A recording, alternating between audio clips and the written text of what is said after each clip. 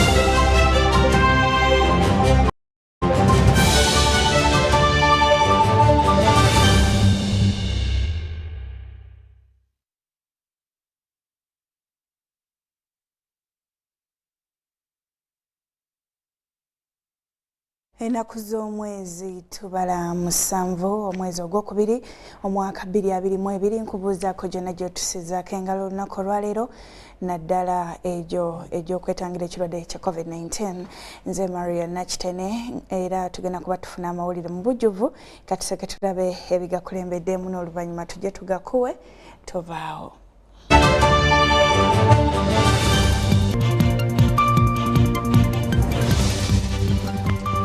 Mu UBC leero tukuleetedde abagoba ba bodaboda abasaba pikipiki eziri ku poliisi zibaweebwe. Ate era omubaka wa Kenya mu Uganda naye yeesoze akalulu k'e Kenya. Kkooti egobye okusaba kwa Kakwenza abadde ayagala bagoba omusango gwamuggulwako. Neera tukuleetedde poliisi ekyusiza foomu okusabirwa bond kiyamba okukendeeza ku bulyake.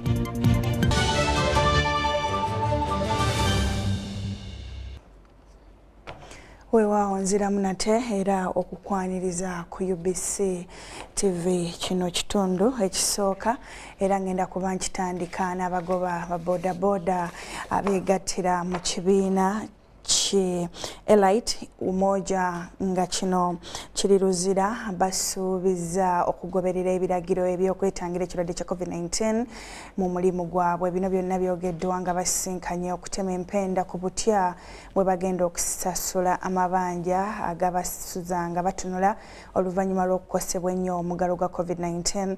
Bano era basabye gavumenti okuddamu okwekenneenya obulungi emyaka egyateekebwawo okwewolerako pikipiki okutuuka ku myaka nga 5 okutuuka ku myaka nga 4 katoberabe. Ekibiina omwegattira abagoba ba bodaboda Elite Umoja Group kyatandikibwawo mu mwaka gwa 2017 ne bammemba 18 nga kati kiri mu bammemba abasoba mu 7 era nga bano bavubuka abenyigidde mulimu gw'okuvuga bodaboda. Wabula ssentebe w'ekibiina kino Rwanga Media asabye gavumenti okuddamu okwekenneenya obulungi emyaka kubakoma okuwolerako pikipiki. Nange sikkirizibwa kufuna looni eyo kuba emyaka 35 ngikola ki? Wabula nsaba gavumenti eveeyo tuyambe naffe abakuliridde mu myaka naffe tuleetereyo ka looni akasobola okutuyamba ate ngaffe abaana abaanoonya akalulu nga tuvuga sitiika zino tuveeyo tufiibweko kuba tulekeddwa nnyo emabega. Naffe gavumenti eveeyo tulowoozeeko abaana abaanoonyeza ddala akalulu kubanga twakubwa twayonoonezebwa ebintu byaffe byafa naye teri muntu yenna avaayo kutukola ki? Kutuyamba. Nekyalooni kati tubadde tuli kuyabavubuka yokka ey'abakulu nga teriyo. Nsaba gavumenti naffe tuleetere looni eyo. Lwanga agamba nti gavumenti esaanye etunuulire mu nsonga zaabwe eyongere n'okuvujjirira ekibiina kyabwe basobole nabo okwekulaakulanya ku nsonga y'amafuta.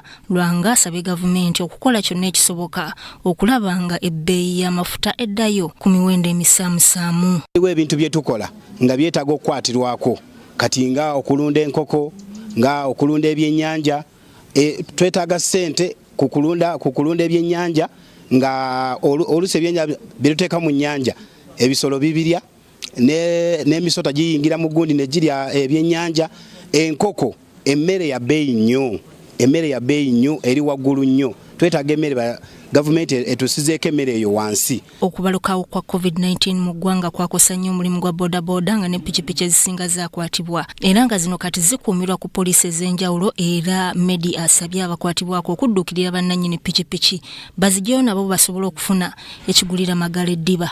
Nze Sudat Kaye mu Kampala. Weewaawo wetweyongerayo omukulembeze w'eggwanga Yoweri Kaguta Museveni alagidde Emol ow'Eteso Highness Augustine Lemukol aziikibwe mu bitiibwa ebijjudde mu bubaka bwe obusomeddwa Minisita omubeezi ow'abaliko obulemu Asamo Helen ku Uganda Media Center. Akakiiko akateereddwawo nga kakulemberwa Ssaabaminisita w'eggwanga kaakuvaayo n'enteekateeka y'okuziika Emol w'Eteso yavudde mu bulamu bw'ensi eno mu ddwaliro ekkulu ery'e Mulago ku Lwomukaaga era nga waakuziikibwa Sabbiiti ejja. Teso Augustine Lemukol bwagenda okuziikibwa mu bitiibwa ebyenjawulo era ng'enteekateeka za kulangirirwa mu bwangu ddala Ssaabaminisita w'eggwanga era nga ye ssentebe w'akakiiko akateereddwawo mu kuziika Emol. Kubanga pulezidenti w'eggwanga asazeemu ndi w'ekitiibwa nnyo Papa Augustine Osman olw'emirimu gye gyakoledde eggwanga nga civil servant ate nga kabaka omu ku bakabaka bali progressive nti bamuwe amaziiko ge bagawe ekitiibwa ekya gavumenti official burial. Minisita omubeezi ow'abaliko obulemu Helen Asamo anokoddeyo ebimu ku mugenzi byakoledde eggwanga wamu n'okwongera ku nkulaakulana y'eggwanga. The icon for peace, unity and development as exhibited by his unwavering efforts to drive the development agenda in Teso. Minisita omubeezi owa tekinologiya w'ebyempuliziganya n'ebyamawulire Kabyanga Godfrey omugenzi amwogeddeko ng'omukulembeze eyeenyigidde ennyo mu kutumbula emirembe wamu n'okulaakulanya Teso.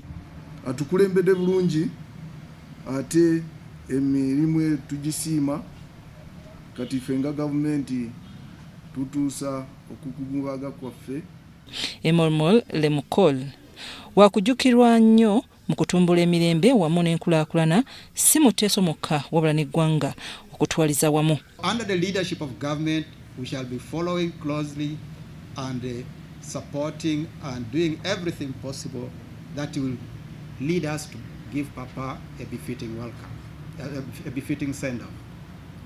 Emol w'Eteso yavudde mu bulamu bw'ensi eno mu ddwaliro ekkulu ery'e Mulago National Referral Hospital ku Lwomukaaga ng'ennaku z'omwezi 5 February 2022 era ng'asuubirwa okuziikibwa Sabbiiti ejja oluvannyuma lw'akakiiko akateereddwawo okulabirira enteekateeka z'okuziika. Ndi Nafuka Farida ne Jen Nyiramugisha.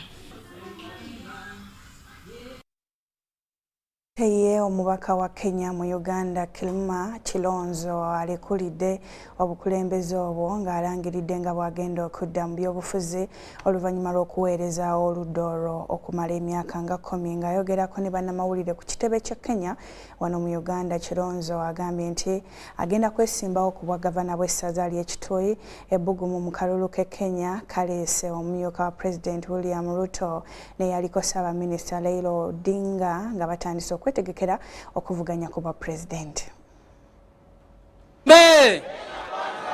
Wangapi wa Kenya kwanza? Ebbugumu mu kalulu k'e Kenya lyeyongedde ng'abanene abawera abavuddeyo bavuganye ku ntebe y'obukulembeze bw'eggwanga. Tutawawekea pesa ya serikali kwa mfuko. Mu bbugumu lino era waliwo n'abalala bangi abeesowoddeyo okuvuganyiza ku mitendera egitali gimu. Muno mwe mujjidde n'abadde omubaka wa Kenya mu Uganda Kilima Kilonzo. To the Ugandans, I'm not going to say goodbye. I just want to say I'll see you again, because your country has become my second country. Weniyo ng'agenda kuvuganya ku gavana mu ssaza ly'Ekitoyi era yaliko mu paalamenti wakati wa 2020 okutuuka ku 2013 olwo n'alyoka afuulibwa omubaka wa Kenya okutuusa leero. I must say when I joined diplomacy in 2014 I was privileged to have been appointed the first Kenyan ambassador to the land of Turkey, where I went to open those markets and opportunities to the people and created the networks which are necessary to ensure that when you are a governor, you are able to bring in investors to help your county. Because a governor is not only a politician, but is a manager. Emikago gittiddwa era ng'egimu kitunuulirwa nti gy'amaanyi ng'ate emirala girowoozebwa okuba eminafunafu. Omukago Kironzo omweyegasse gwe gwa One Kenya Alliance nga gwalimu ebibiina 4 naye kati bisigadde 2. Kiddiridde Musalia Mudavadi wa Aman National Congress ne Moses Wetangula wa Ford Kenya okubaabulira ne basigala Kanu ekya Gideon Moi ne Wipers ekya Kalonzo Musyoka. Wabula kino Kironzo agamba nti kimuyigudde ettama. Why do you think by any chance that Oka is small? You know, one day in politics is a long time. And like I've told you, I'm not new in this game.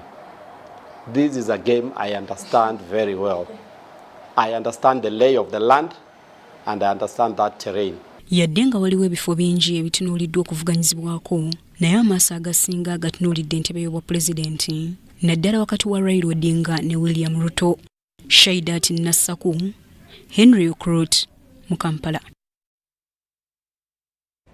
Weewaawo ebyo nga tubitadde wabbali ate olunaku lwa telesita lujjukirwa nga ekibiina ky'abayeekera ba National Resistance Army bwe baalumba enkambi y'e Kabamba mu Ssingo n'ekyaddirira olutalo lw'ekiyeekera olwaleeta NRM mu buyinza olwamala emyaka 5. Omwogezi w'amagye Brigadier General Felix Kulaije agamba nti ekitundu kya Elgon kyakola ky'amaanyi mu lutalo lwa NRA era nga basaanidde okujaguza.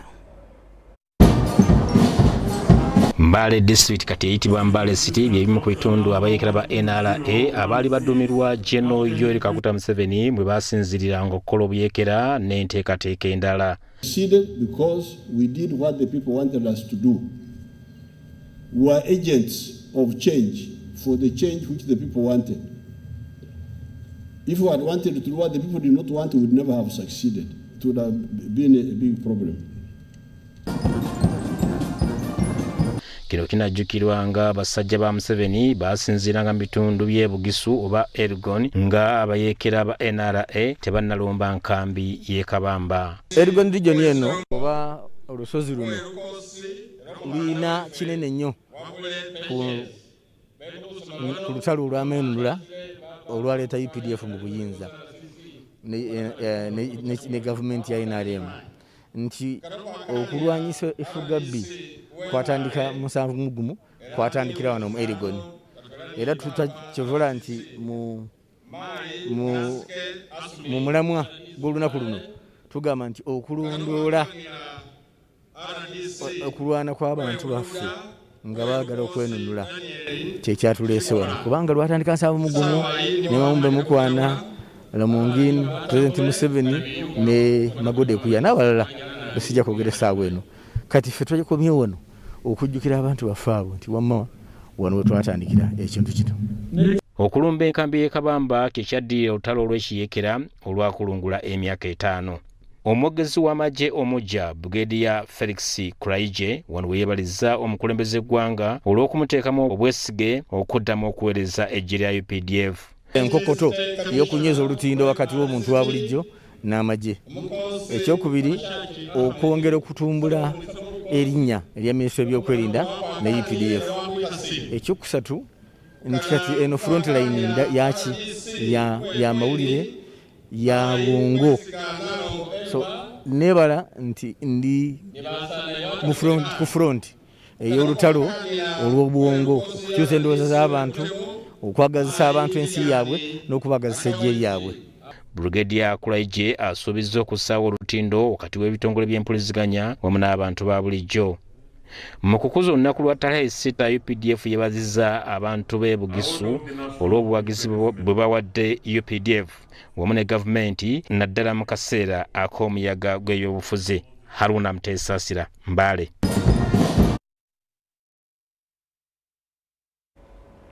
Kakati bo abazirwanako mu kitundu ky'e Bunyoro ne Rwenzori bagobeddwa mu kwewandiisa okufuna akasiimo kaabwe lwa kubulwa biwandiiko era omusasi waffe abaddewo bino nga bigenda mu maaso.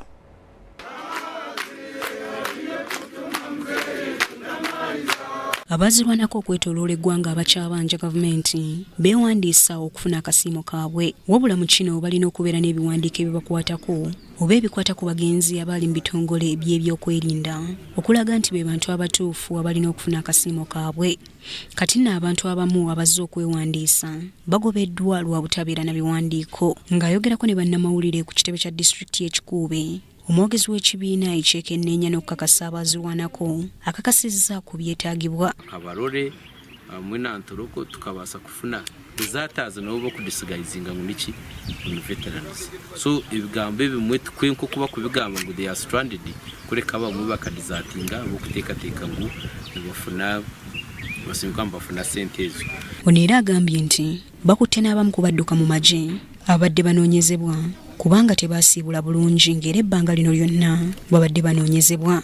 Akulira okukakasa abazirwanako Lieutenant Eddie Bayigana agamba ekigendereddwamu okukakasa abantu bano abaaliko mu magye basobole okusasulwa akasiimo kaabwe. Omubaka wa gavumenti ekikuube Amulant Musiime asiimye UPDF olw'okusembereza abantu obuweereza mu kifo ky'abantu okutindigga engendo ne bagenda ku kitebe Kampala.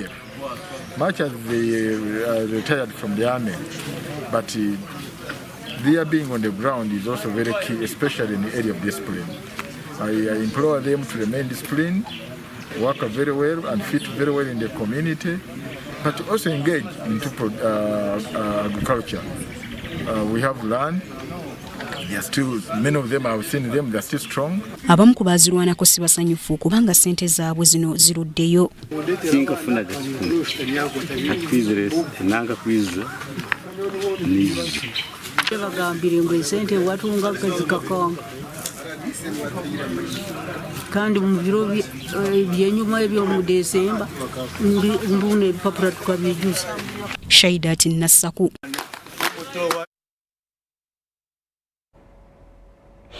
Weewaawo ate nga bw'eri empisa mu kukungubagira abantu abafudde ekirwadde kya COVID-19 n'okukungubagira Reverend Father Simon Lukodo ku Ekereziya ya Christ the King mu Kampala bwe kubadde wano baleesewo kifaananyi era omusasi waffe abaddewo ng'emmisa egenda mu maaso.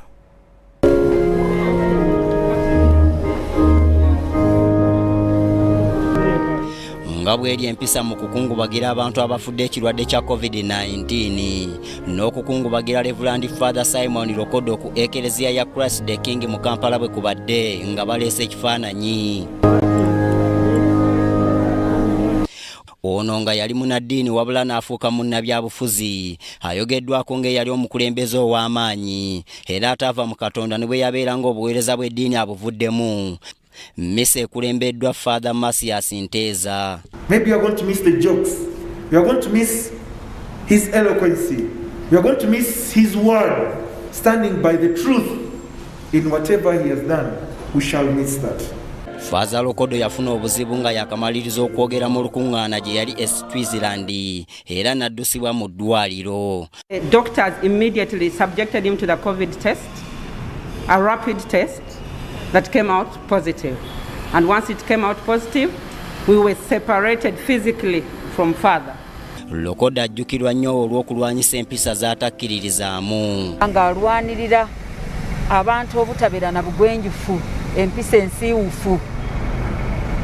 Ng'obulaba afaayo ku nnyambala nga n'oluusi naffe baminisita nalugamba bannange baminisitazi abakyala mwambalenga ng'engoye eziyita nga zigenda wansi nga kwegamba zibeera biro amaviivi gammwe. This morning we resolved as a tribunal that we shall have a library that will be named after him because we want to immortalize him. Wafiiridde nga y'omu ku bakamisona ku kakiiko k'eggwanga ak'eddembe ly'obuntu. He spearheaded and championed the visiting of prisons. He spearheaded the visiting of Honorable Sewanyana and Honorable Sewanyana and Sejirinya. and he was very empathetic when he met them. He spearheaded the visiting of Kakwenza when the world was trying to look for this gentleman. Omugenzi era yali ku mwanjo nnyo mu kuggumiza enkola ey'obukulembeze n'okunyweza enkola ez'okulwanyisa obulyake. I just want to say Karamoja has lost. Karamoja, we are so few, that when we lose someone like this, we really feel, as the Karamojong say, that we start feeling cold because someone has been there to cover the cold from reaching you, but now you feel the cold coming straight because the person has gone. Saabalamuzi Alfonso Owinyiddolo akubiriza bannansi okulabira ennyo ku byafaayo bya Lokodo okulwanyisa ebikola ebitakwatagana na buwangwa bwa kuno. Fighting corruption is really more than 1,000 deeds. It's more than 1,000 things, and yet God was prepared to forgive for 10. I believe that people like Honorable Simon Lokodo are candidates for heaven. I don't know what else he did, but they are candidates for heaven. Faaza Lokodo yazaalibwa mu mwaka gwa 1957 era waakuziikibwa olunaku lw'enkya mu disitulikiti ey'e Kabongo e Kalamoja. Nze Andrew Sebbira ne Daniel Mugoya mu Kampala. Omwoyo gw'omugenzi Mukama agulamuze kisa tumulamu nkomawo n'ekitundu ekyokubiri oluvannyuma lw'obubaka buno tuseguka twekomawo.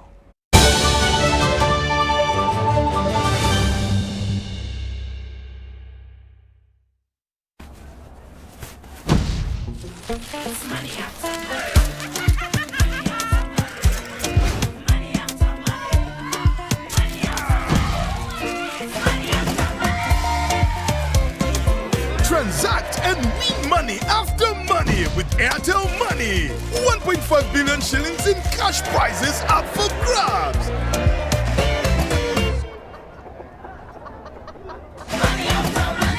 The more you transact, the higher your chances of winning. Airtel Money. Instant, secure, borderless. It's time to teach. Schools are open. In these days of COVID-19, teachers are not only giving knowledge, but protecting themselves and their students from the virus.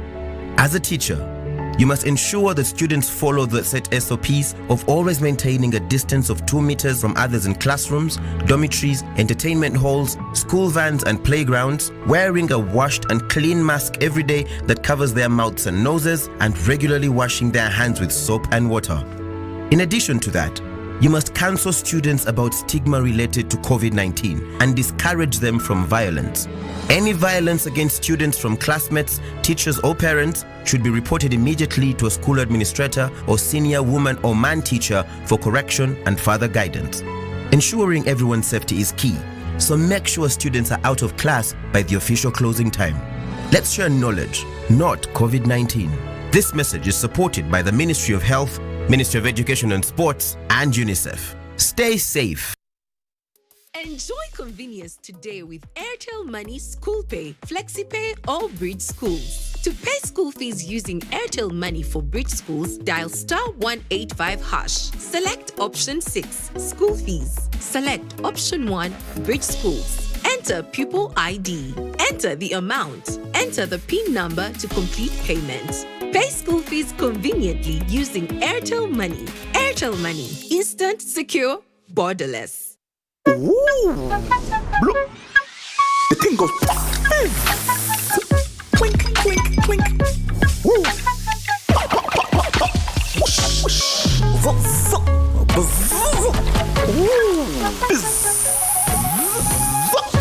Grab an ice-cold bottle of Pepsi Max today and drink to your bold lifestyle. Enjoy maximum taste with no sugar. Now available at a shop near you. Maximum taste, no sugar. Your MBs are now bigger MBs only on MTN. When you load a daily bundle of 250 shillings, you no longer get 15 MBs, you get 25 MBs. For 500 shillings, you no longer get 40 MBs, you get 65 MBs. For 1000 shillings, it's no longer 100 MBs, it's 165 MBs. Dial *150 *10# or use the My MTN app to load bigger daily bundles only on MTN.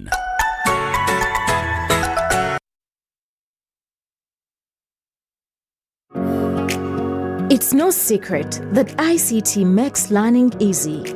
The strides made in our field could not be possible without it.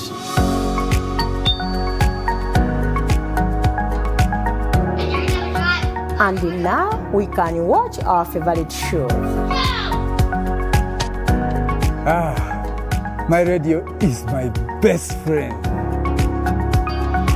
UCC provides an enabling regulatory environment and policy guidance for healthy competition.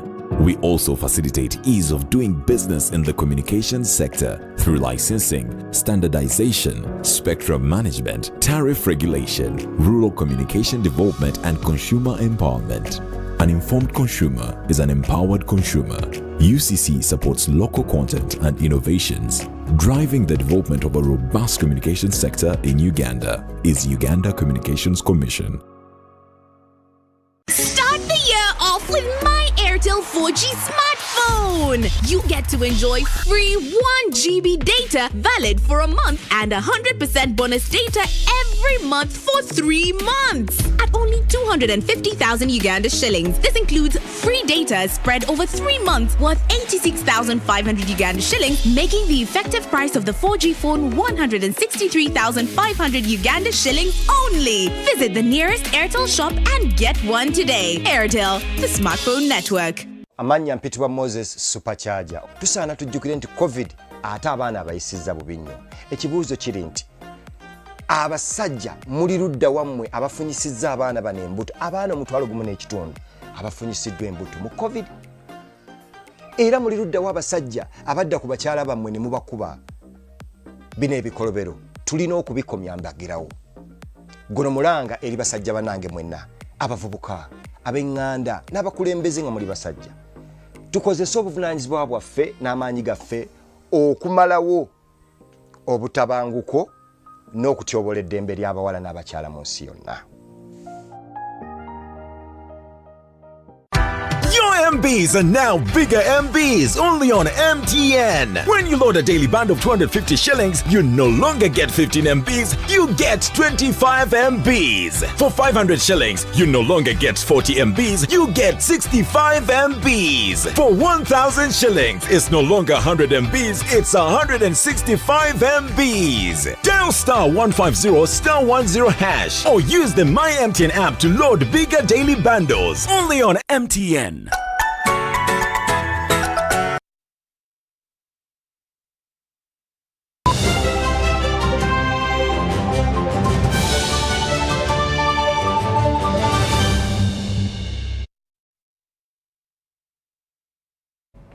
Nsiimo okuba ng'okyekomedde ku UBC TV ekitundu ekyokubiri kankitandika ne poliisi ekyusizza mu foomu okusabirwa bond kiyamba okukendeeza ku mivuyo wamu n'obulyake ebiri mu kusaba okweyimirirwa ku poliisi. Omwogezi wa poliisi mu ggwanga Fred Enanga agambye nti ekigendereddwamu kulwanyisa nguzi na bulyake ate n'okulungamya enkola eyitibwa okufuna bondi ku poliisi eri abo abateeberezebwa okuzza emisango. Katubirabe. Kusaba bondi ku poliisi eri abateeberezebwa okuzza emisango kulina kubeera kwa bwereere nga tewali nnusu n'emwesasulwa. Okukkiriza abantu bano okweyimirirwa kisinziira ku bakulira poliisi eyo. Wabula emirundi egimu abapoliisi bano bakemebwa okusaba ssente abasaba okweyimirirwa kakalu ka poliisi. Tuzze tufuluma okwemulugunya okuva mu nsonda ez'enjawulo ng'abantu balaga nti abapoliisi kinnoomu gye bali abavumirira enkola eya police bond eno ne bakansa ssente ku bantu ne balyoka abantu ne babasiba okumala ennaku eziwerako ekiviiriddeko okwonoona ekifaananyi ky'ekitongole ki poliisi. Kati nno poliisi ekyusizza mu foomu eno eya foomu 18 nga kigendereddwa mu kukendeeza sinakindi okumalirawo ddala obuli bw'enguzi ku nsonga eno. Kijja kutuyamba n'okumanya misango ki egisinga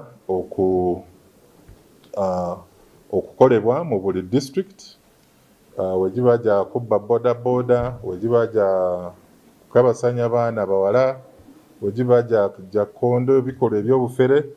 Eno police bond ejja kutuyamba mu kukola assessment eyo. Kati foomu empya eriko ebirondoola owa poliisi akkiriza okuwa omusibe yenna bondi ate n'engeri y'okulondoolamu ku nsonga eyo. Wa police bond eno basobodde okuwandiikamu ekigambo mu nnukuta ennene nti police bond ya bwereere. Ekyo buli abaagiweebwa alina okumanya nti police bond emuweereddwa bwereere.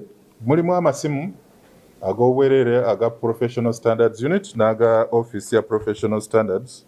Foomu eno kati etandise okugezesebwa mu disitulikiti 20 era ng'okwekennenyezebwa kukolebwa ab'ekitongole kya Justice Law and Order Sector. Ezisigadde endala ezisoba mu 10 tujja kusaasaanya booklets zino nga tumaze okulaba enkola oluvannyuma lw'emyezi 2 oba 3 maaso awo.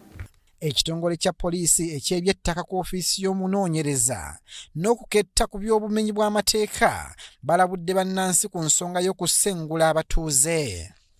Abaduumizi ba poliisi z'ebyettaka mu bitundu bya poliisi basabiddwa okusookanga okunoonya okulungamizibwa okuva eri ekitebe ekya CID nga tebannaba kutandika kusengula muntu yenna. Tuze tulaba nga abantu abamu bo bazze nga bakozesa court judgment. Omulamuzi yasalawo nti omusango wagusinga kati n'ofuna judgment ate n'ogenda n'okola eviction.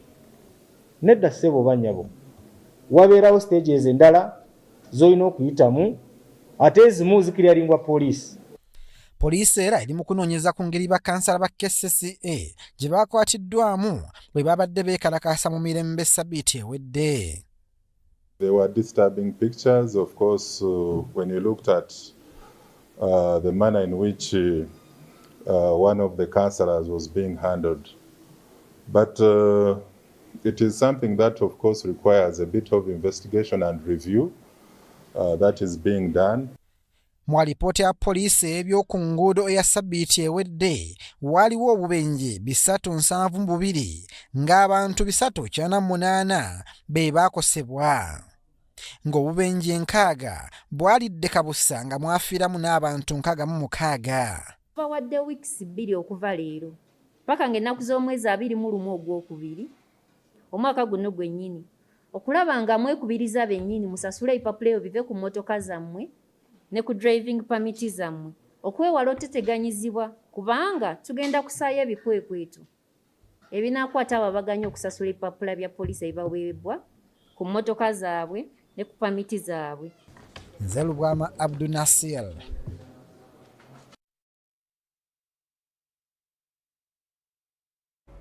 Kyo ekibiina kya Forum for Democratic Change FDC bategesa akalulu enkya okulonda kagenda okuvuganya ku kifo ky'omubaka anaakiika mu palamenti y'omukago gw'obuvanjuba bwa Africa mu lutuula lwabwe olwa buli wiiki Najjanankombe ku kitebe kyabwe akulira ebyokulonda mu FDC Boniface Totelebuka Bamwenda agambye nti bakumye okuwandiisa ng'abantu 5 be baggyeyo empapula era nga bakakasiddwa nti balina ebisaanyizo.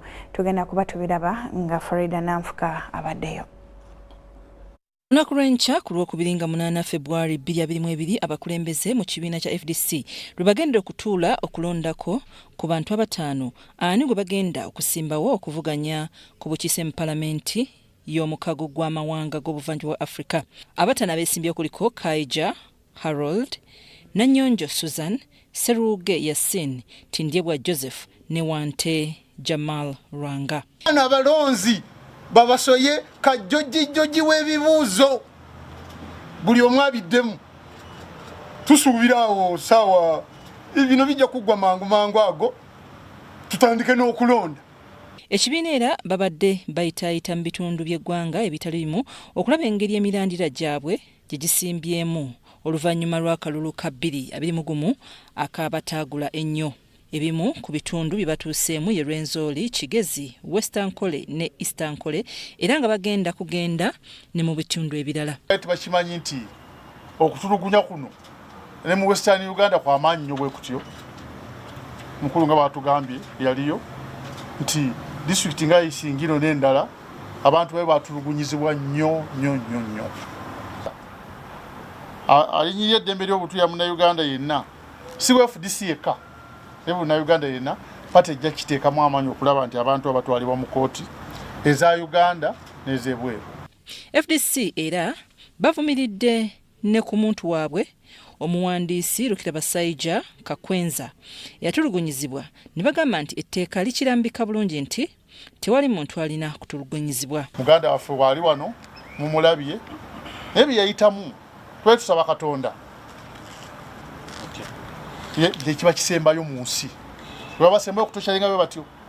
Bagala gavumenti ereme kutunula kyamuli ng'ebintu nga bino bigenda mu maaso ng'ate bwe bagenda mu maaso n'okukuza ennaku nga Terehe 6 ebikwata obutereevu ku buweereza mu bantu.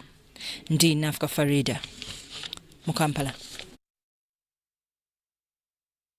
Ate yo kooti eddala erisookerwako eya Buganda Road mu Kampala egobye okusaba kw'omuwandiisi w'obutabo Kakwenza Lukirabasaija ng'ayagala kooti eno egoba omusango ogwamugulwako oluvannyuma ogumuvunaanibwa. Omulamuzi Douglas Singiza okugoba okusaba kuno, Kakwenza ategeezezza nti oluvannyuma lw'okugoba okusaba kuno ategeezezza nti baleese obujulizi nga alaba nti okusaba kuno tekuli mugumba nti era talaba nsonga esimba yaleeteddwa mu kooti nga yayetaagisa Kakwenza okugenda okufuna obujjanjabi wabweru w'eggwanga wabula olw'oludda oluwaabi lutegeezezza nga bwe luli olwetegefu okutandika okuwuliriza omusango guno nga omulamuzi Singiza ataddewo olwanga 23 ogwokusatu 2022 okutandika okuwulira omusango guno mu bujjuvu. Find no prejudice may be suffered in the present form of the charge sheet. I therefore decline to grant all the prayers made by the counsel for the accused person and instead that this case be urgently fixed to be heard on a day-to-day hearing. Basooka kubanga bamunyigiriza ne balinnyirira eddembe ery'obuntu. Nabwe kityo nga tebasobola kuyimirizaawo musango olw'okubanga engalo zaabwe zijjudde obukokkoliko. Ekyokubiri twamusaba akkirize omuntu waffe afune paasipooti ye kubanga alina obulumi n'ebisago ebyamutuusibwako abalina okukuuma ddembe abaakuno. Omulamuzi takkiriziganyizza naffe wabula agenze mu maaso n'agamba nti omusango gugenda kuwulirwa mu bwangu ddala okutandika ng'ennaku z'omwezi 23 omwezi ogwa Maaci. Naye naffe tetukkiriziganyizza naye era tugenda kuwayaamu n'omuntu waffe tulabe oba tugende mu maaso n'okuwakanya ebyo ebisaliddwawo oba nedda.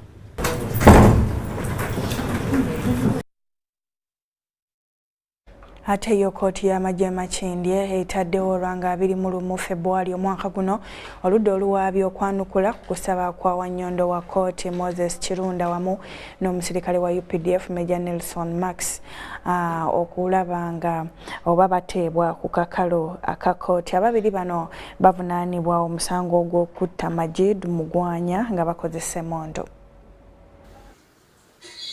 Wannyondo wa kooti omwatiikirivu Moses Kirunda n'omusirikale w'eggye lya UPDF Major Nelson Max kyatuuka balabiseeko mu kooti y'amagye Makindye nga bakulemberwamu munnamateeka waabwe Elizabeth Nsimbwa ne basaba kooti okubata kkakalu era nga wano baleese ababeeyimirira. Ababeeyimiridde kubaddeko Wannyondo Medad Kikyoncho, Ronald Bakuyita ku lwa Moses Kirunda, Major Paul Mukungu, Kabanda Gideon, Major Tumusime Henry ku lwa Major Nelson Max kyatuuka. He is at high risk of being infected with COVID-19 while in prison because of overcrowding and other conditions in prison which cannot allow him observe the COVID-19 SOPs Bano era bategeezezza kkooti nga balina endwadde ezibabala embiriizi nga tebasobola kufuna kujjanjabibwa kumala okuva mu malwaliro g'amakomera wamu n'ensonga endala. He's been informed by his lawyers, which information and advice he believes to be correct, that being 57 years of age reckons him to be a person of advanced age, a ground sufficient for his release on bail. Of late, he was subjected to medical tests and examination by prison health experts and doctors. In the final result, it was discovered, and indeed that he agrees with them, that his health condition cannot effectively handled at the prison medical facility. Oludda oluwabi nga lukulemberwa mu Major Emmy Ekyaruhanga lusabye kkooti okubawaayo obudde okwanukula ku kusaba kwa bano. Wano ssentebe Lieutenant General Andrew Gudi ataddewo olwanga 21 omwezi ogwokubiri omwaka gwa 2022 okuddamu okuwuliriza omusango guno. Ababiri bano abagombwamu obwala akakiiko akalwanyisa obuli bw'enguzi mu maka g'omukulembeze y'eggwanga. Oludda oluwabi lugamba nti beenyigira mu kutta Majiidu Mugwanya, omutuuze w'ekitunzi Erungujja mu ggombolola y'e Rubaga. Mu ngeri y'emu kkooti eno era esingisizza Godfrey Tamala omusango gw'okubba ng'akozesa eryanyi erisukkiridde wamu n'okutta Ashraf Atugonza. Ono kigambibwa nti ng'ali wamu ne Hassan Sekandi, Baba Sumani Mayanja obukadde bw'ensimbi za 33 ku mudumu gw'emmundu mu disitulikiti y'e Kiboga. This court finds that A1 Tamale Godfrey, who accepted the request of Elise to finish him off well, knowing that the act was unlawful, his actions constituted a malice for assault. This court finds Tamale Godfrey guilty of the offense of murder, contrary to Section 188 and 189 of the Penal Code Act. Wabula kkooti tesobodde kusingisa Hassan Sekidde Ngoobi omusango gw'okutta Ashraf Kugonza oluvannyuma lw'obujulizi obumuluma obutaleetebwa mu kkooti, wabula ng'emusingisizza gwa kubba ng'akozesa eryanyi erisukkiridde. The evidence of prosecution witness 3, prosecution witness 4 show Atugonza Ashraf died, and the death was due to unlawful act. This court further finds Sebakaki Hassan Ngombi not guilty of the offense of murder. Oludda oluwabi nga lukulemberwamu Major Emmy Ekyaruhanga oluvannyuma lw'okusingisa bano omusango basabye kkooti okubawaayo obudde okusaba ekibonerezo ekibagwanira. Lieutenant General Andrew Gudi ataddewo olwanga 15 omwezi ogwokubiri omwaka gwa 2022 kkooti eno lwenaddamu okutuula.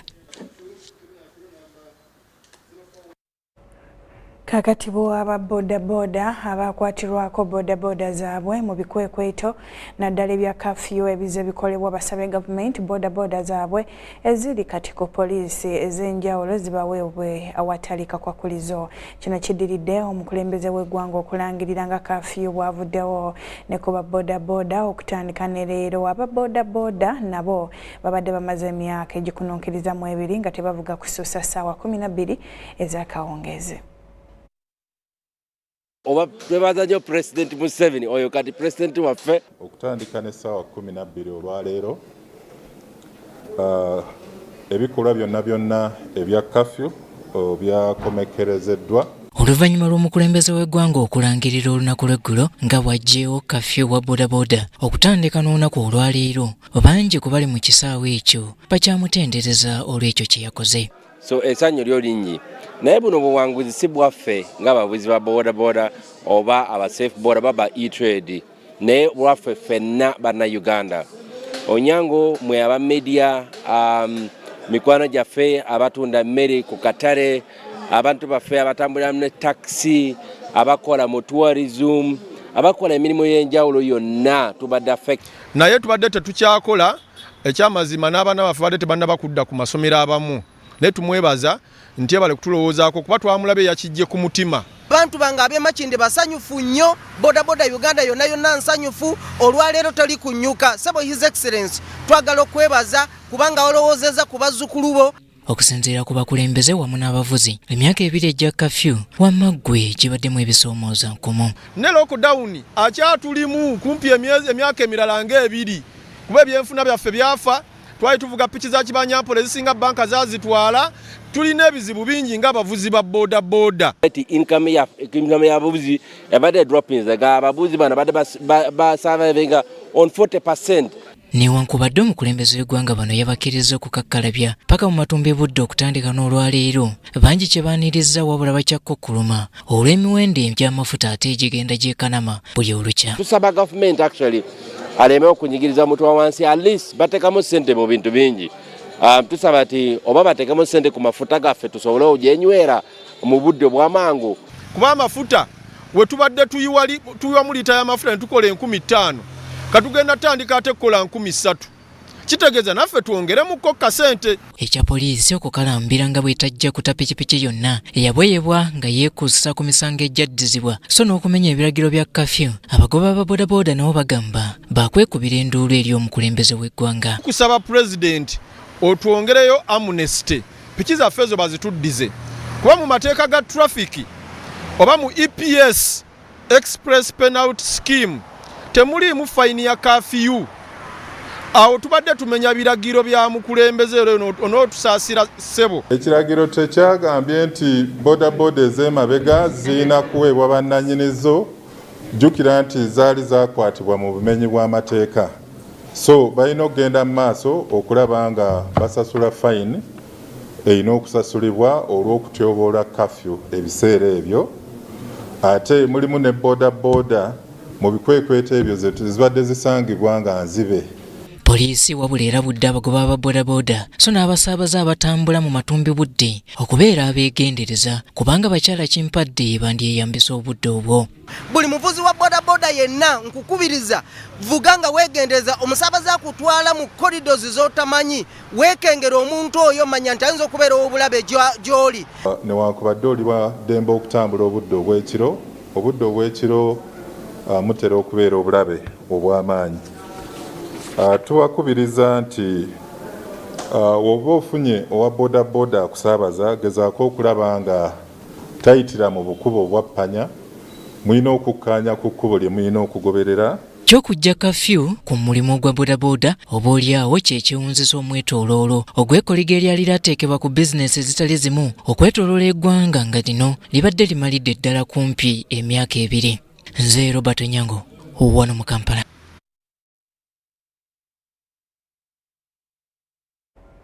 Webale nnyo munaffe Robert Onyango wano mu Kampala. Kati katujjukanye ebikulu ebigabaddemu.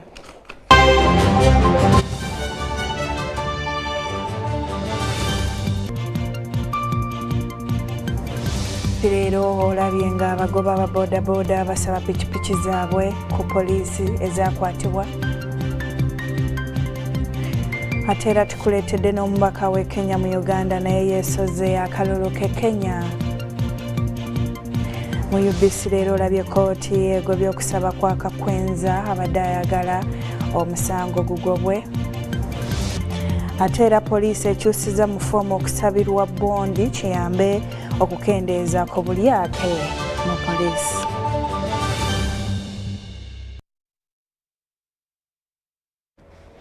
Olwakadde agono gensobodde okutuusaako olunaku olw'enkya tusisinkane akadde ke kamu. Nze Marion Nakitene ngenda kuba nkulekera munange Kituusa Muhammad yatuuse dda atakuumira mpeera ku nkumire. Weraba. Neera Muhammad Kituusa kuva mu kitongole ky'eggwanga kivunaanyizibwa ku by'embeera z'obudde kutuusaako alipoota y'embeera y'obudde. Embeera y'obudde mu bitundu by'eggwanga ebisinga obungi ekyali ya mukalwe kiddedde nga mwetabiseemu n'olufu olw'ensonga nti bwe tulabeera ekifaananyi kikubiddwa Ssamugenzi kitulaga nga empewo enkalu zikyagendeera n'okukutanga ziva eri obukiikakkono obwa Ssemazinga Africa nga zisitula omufuufu okuva mu ddungu ly'e Sahara okwolekera ensi yattu. So ng'ate era wakyaliwo ne ebinuuna mpewo ebisimbye mu kagolomolo k'e Mozambique nga binuuna empewo empeweevu ezandibadde zikuntanga zoolekera ensi yattu. Era bwe tugezaako ne tulaba ate ku mbeera y'obudde mu bitundu by'eggwanga ebisinga obungi omusana gujja kwaka nga bwe gukubakubamu. Wa biseera ebyokumakya era tusuubirawo mbeera y'obudde kukyukakyuka nnyo mu bitundu by'eggwanga ebisinga obungi okuggyako omutundu nga Masaka ng'okiiba Uddawe ekaba e Kampala otusuubirawo olwandagiriza ensonga ate ebitundu by'eggwanga ebisigadde omusana gujja kwaka era nga bwe gukubakubamu. Tusuubira ebbugumu okuba ku diguli za 30 mu bibuga nga Masindi, Sako n'Arua, so nga tebiganga gululira kitugumu okuba ku degrees 31 eri mu Kalamajja nawo Soroti okuba ku degrees 32 so nga te ebuvanjuba 28 Kampala 27 Masaka 28 so nga teri Mubende 29 wabula era okujjako Mbalala 28 Kasesa 31 so nga teri Kabale 23 tweyanza okubeerako naawe ebisinga kawono ogenda ku mutimbagano ku kitongole kyaffe nga bwegulaba ku lutimbe beera bulungi obweraba.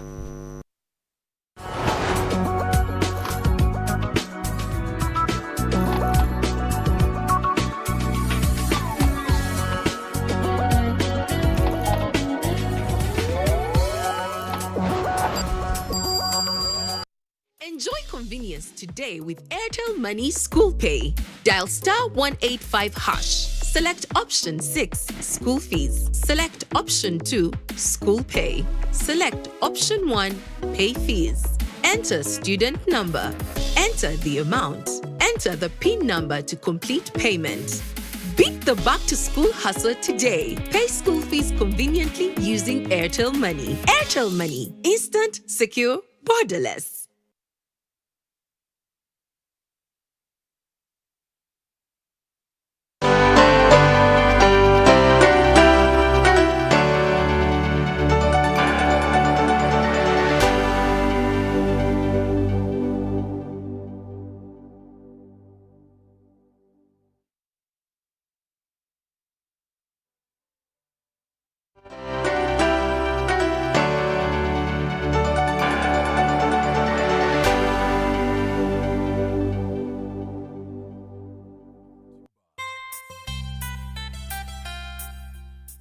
Hello, welcome to Be Money Wiser, a show that is here to help you understand money matters better, but also improve on your financial discipline.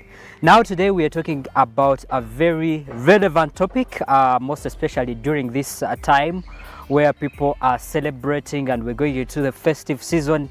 People who have been saving since Jan, it's now the right time for them to enjoy their fruits. Even for those who have been doing their businesses, it's the time people reflect and say, okay, this is what I've been doing and I want to enjoy the sweat and you know, the works of my hands. Now savings groups are one of the ways that people usually save to be able to have something in the end, to achieve a number of things, achieve their goals, do investments, and you know, just plan to be able to have what to spend at the right time. Today we're going to be listening into someone sharing with us their experience as far as saving with a group and how they are able to use the money. Let's listen into the experience and we'll be right back. Hi everyone, my name is Doris Kahura. I am a lawyer by profession. Some of the money mistakes I made were to join a circle or what we call rounds, and when it came to my turn, when it came to my turn for the round, unfortunately I did not have a proper plan on how to use the money. It was so exciting. On my turn, I was getting 900,000 shillings, which was something that was, I don't know, unheard of in my early years of work. But I ended up using the money for things like buying a nice handbag, a trip to Nairobi, and that was the end of my 900,000. So what I learned from this quirky mistake is before I get any money, whether it's a salary advance, whether it is money from a savings group with friends, is to always have a plan and invest properly. Wow, what an amazing experience. Andolin, what should someone consider or, you know, put in place before joining any savings group or savings plan? With these round circles, from her experience, it is a group of people that come together with either a common goal or those individuals in that group like have their own respective goals. I think before joining a circle or a round circle, you should have a purpose so that by the time your turn comes of getting money, you already know what you're going to use that money for. because the time will come and you end up diverting the money into like how she spent it on bags, trips, and all that. Anyway, if spending it on the bags and trips was the intention, then it would be very okay, because people do save to go for trips and stuff. Well, that's true. Definitely. Tracy, your opinion? I think round circles are really good for people that cannot really save. They actually help you save better. Yeah. So, but the only problem I see with this particular lady, she didn't really make a plan for her money. So when the money came in, she had to spend anyhow. Yeah. Yeah. So basically, looking, because when we talk about purpose, we might talk about intentions.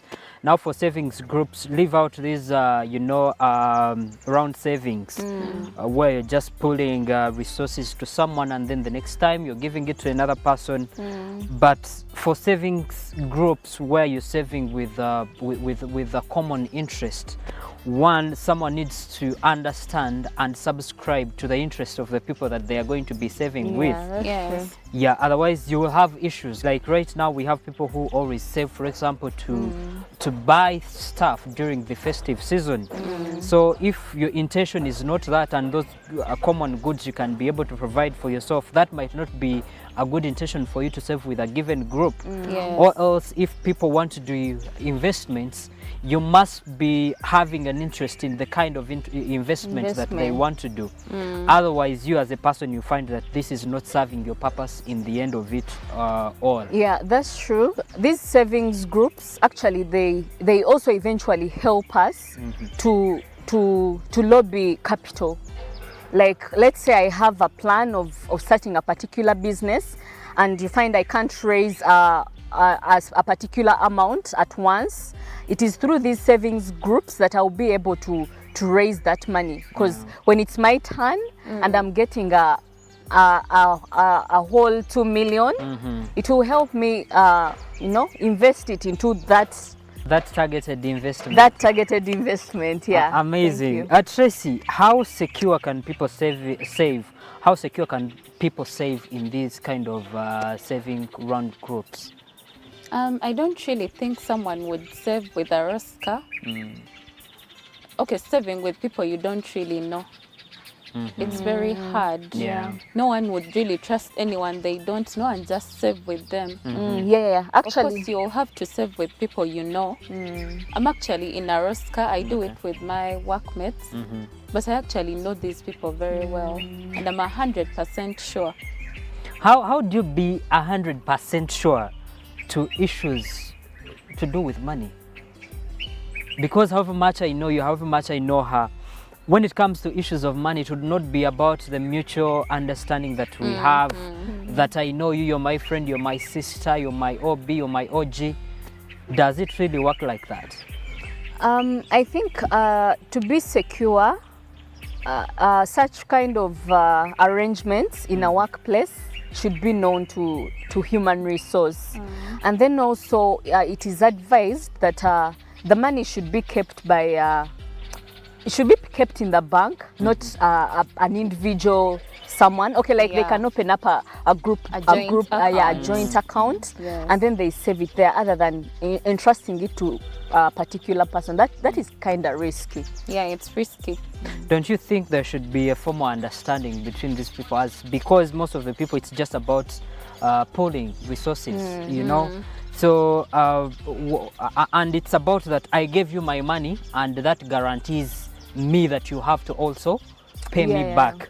Don't you think there should always be a formal understanding, let's say a written agreement or contract to whoever is taking the money? You have to sign and confirm that you also obliged to pay back to these guys when their time comes. Actually, that's the only problem with Roscas. Most of them are not formally registered. Okay. So how can we do it in such kind of a secure manner? It should be a human resource matter to come in and help the employee. But you see, if I'm running my company, it's not my responsibility that now I have to go into the issues of employees. You know, you should be able to manage that. the human resources there to manage the resources of the company, the people that are working in the company, making sure that they are doing their responsibility. So it might not be the responsibility of the HR to come and again go into your personal matters, you know? I know, but I think the employer can consider that as employee welfare, okay? Yeah, much as the human resources there to overlook the company resources. I think for me, I think that will even compromise your delivery at work, because that means if we have issues in our own savings, that is also going to affect our delivery at work. If I have a difference with you, then that means it's definitely going to affect how we do our work. So it comes in back the workplace. to integrity. Yeah, integrity, but also just formalizing it. Because when you've formalized this and you've signed, we don't have any issue to go to the HR to sort out any misunderstanding that we'll be having. That's true. Yeah, so I think it's just making sure that any kind of understanding you're going to have, whether it's just this small kind of pooling of resources, you make sure it's documented and someone signs your certain, you can make a stand and be able to say, we gave you